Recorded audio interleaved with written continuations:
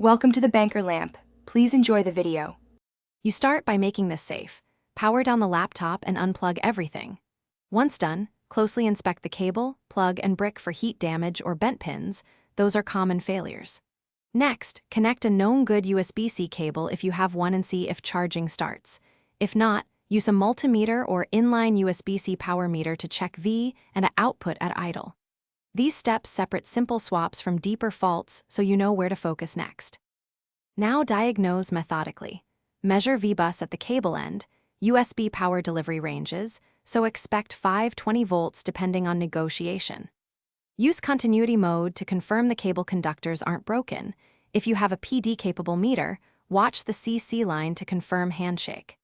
If measurements are normal but the laptop still won't charge, swap both the cable and the adapter with a known good PD charger. This isolates whether the fault is the cable, the brick, or the laptop's port.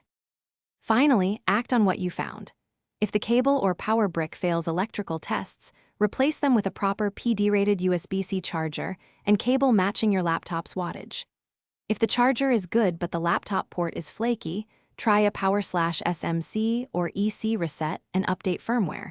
If physical pins are pushed in or the jack is damaged, stop and get professional repair to avoid further harm.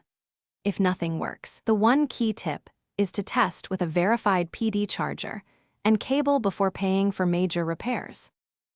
Thanks for watching. If this was helpful, leave a like and consider subscribing. See you next time.